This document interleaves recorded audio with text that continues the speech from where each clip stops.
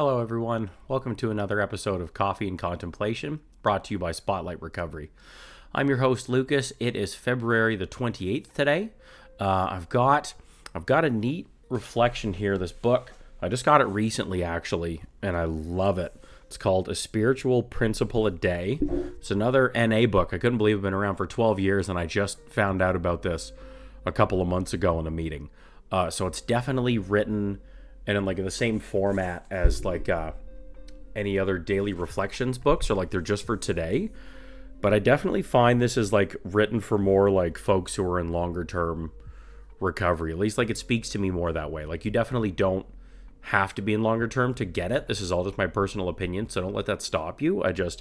For folks who've been around a while like me, I just like the language they use and is how it talks about these spiritual principles more in depth. I just feel like I really relate to it a lot more now, being where I'm at, as opposed to if I was earlier on. But anyway, that's it. So that's what we're going to read today. So feel free to follow along. And then at the end, in the comments, you can let me know what you think about that as well, okay? So here we go. Reliability matters. We keep our commitments, and that matters to the people around us. Guiding Principles, Tradition 1 for groups. For some of us, being a member of an NA group gives us our first taste of what it feels like to be reliable. When we are new, members urge us to come to the next meeting and come back clean. Group members remember us, seem happy to see us, ask us to share or take a commitment. We keep coming back, and whether we like it or not, people begin to rely on us. I was excited to be trusted by group members to carry on the work, a member shared. My end of the bargain was to do the work and serve the entire term. Even when we don't complete our service as reliably as we would expect of ourselves, serving in NA helps us get better, especially because we start to see the value of our contributions. Our group created some service positions for newer members to get them involved, a group wrote. When people miss the meeting, it's not a big deal. All the tasks get done, but the meeting feels so much more complete when everyone is there doing their part. It's like music. You might not notice one or two voices missing from a choir, but when they're all there, it just sounds so much better. Our families and friends might feel a little skeptical or surprised about our developing reliability. It's discouraging when people don't believe us in the way our fellow members do, but it's our actions that matter. One member wrote, "I heard someone say that 90% of recovery is showing up. Bring the body and the mind will follow." That helped me show up for my commitment, and I used it to help me be there for my family and my job too. People started to count on me. I began to feel like I mattered. Keeping our commitments changes the way people see us, but more importantly, it changes the way we see ourselves. Reliability begins with showing up. I will show up for my life today, secure in the knowledge that I matter to others and to myself. So, hilariously, I mentioned on how it's definitely farther along and more advanced, blah, blah, blah. And then the topic in the reading is exactly about newcomer focused, early on stuff. So shows what I know. But yeah, I got to get a swig of tea here. Pardon, I'm still coughing a little bit. Oish. I know, coffee and contemplation, I had tea. The wheels are coming off. There's a bunch of things that stand out to me in this that I really like. The title got me right off the bat on Reliability Matters, because I was so unreliable in my use. And still, I've learned I don't have to be a using addict to be an unreliable one if I'm in my old character defects. Unreliability, not doing what I say I'm going to do, is still very easily in my grasp for me to do if I'm in a bad spiritual place or mental state, So yeah, learning how to be reliable and becoming reliable, and then all the things the reading talks about, starting with having groups and group members and other recovery friends and supports see me as reliable and feeling they can rely on me, and then hopefully one day that is extending then to family, friends, employers, other people you go to school with. I don't know why I couldn't think of that word. Classmates, things like that, and I like the way that it goes about it in the reading and talking about service and service positions early on, like when I first got sober, I swear setting up the chairs helped keep me sober for a year. Like that service position was so valuable to me. My home group was on Friday nights because that was like a big trigger party use night. So I wanted to make sure I was going to a meeting instead to stay safe. And then setting up the chairs, I had to be there early. I had to be one of the first people there, which I never was. I was always late. So I had to be there early and set up so that in theory, and that's what I kind of convinced myself, is that if I didn't do it, there's nowhere to sit, the meeting couldn't happen.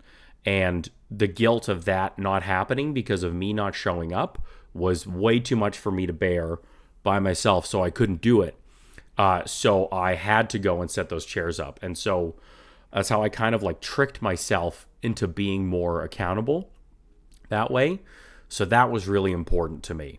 And that stood out a lot. And then, what happened to me is exactly what it talks about in this reading. Other group members and people started to see me as reliable. And so that's what helped start giving me that confidence, that faith. Like, I am more reliable. Here's the proof. Here's a repeat thing that I'm doing. And that was really helpful to me. And I liked that a lot. I also like how it talks about the fact that may not always immediately cross over to then people outside of NA, right? Third paragraph, our families and friends may feel a little skeptical or surprised. Yeah, rightfully so. They're allowed to. And that was one I had to get my head around a little bit too. I needed to, remember what I had put them through and why they wouldn't rely on or trust me. That made sense and was justified. And I couldn't get mad at them for it, hold it against them. They didn't go to NA, so they couldn't see that I was building some reliability and doing those things then. So I had to then find another way to do that with them. Same kind of idea, same idea of service, now just applying that with family or friends. So, little stuff.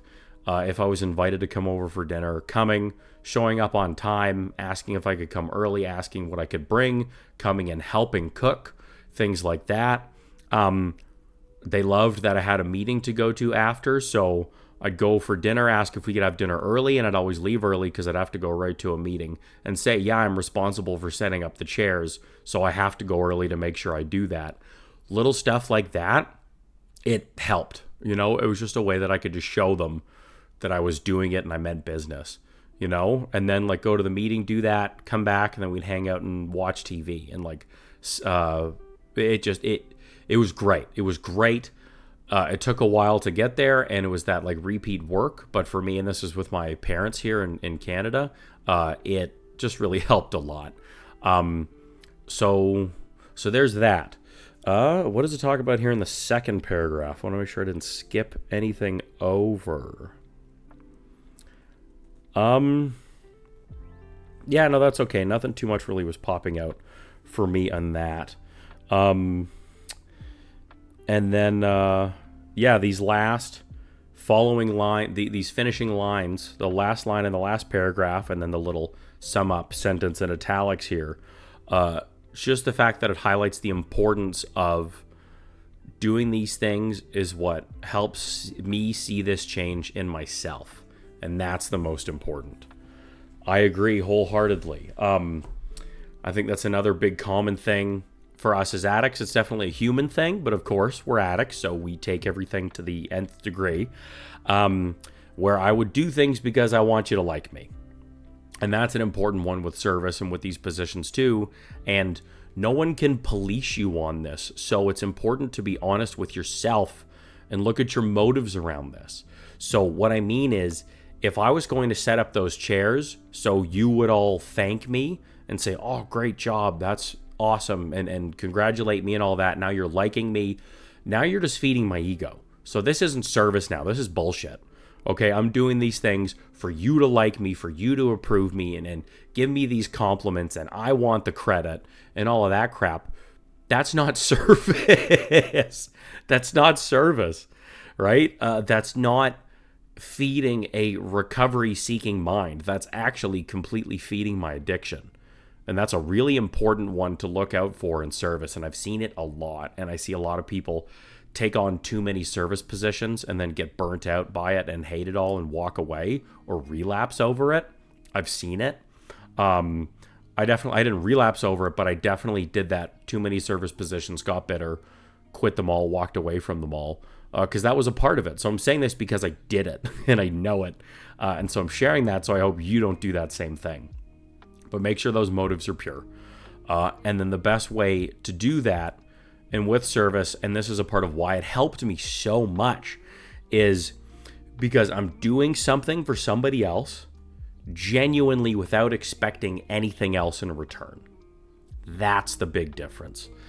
Before, when I was using, I wouldn't do anything for anybody else unless I was going to get more out of it in return. Not break even, more. Me doing you a favor had to result in a bigger payout for me, or I wouldn't do it because I didn't see the point. Again, like addict brain, this is how sick our disease is, and this is how we think when we're hijacked by our addiction.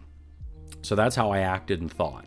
So, minus the compliments and the thank yous, which again, I have the ability to deflect on or talk to my sponsor or therapist about, I'm not getting anything out of putting those chairs out for people, right? So them coming to a meeting, having somewhere to sit, not knowing, and that's another key too, is if you can do it anonymously. So not knowing that I put those chairs out, so they're not coming to thank me, I'm getting nothing out of doing that, and I'm doing service. I'm doing something for somebody else.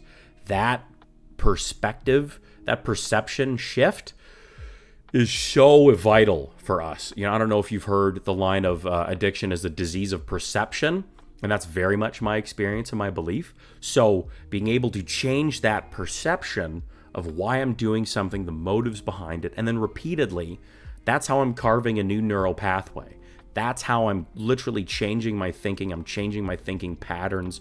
I'm creating a new thought pattern, a new route for me to go because I do it every week. Every week I go and do this. It's the same as walking down a path repeatedly. It gets a little more downtrodden and more dirt and more the boot marks drag in. So our brain's gray matter very simplistically works that same way. So that's why all of this is actually so vital. It's so important because it's such an easy thing to do, and it can have such great changes on our brain chemistry and on our perception, which is where our disease needs that work the most. That is where the work is done.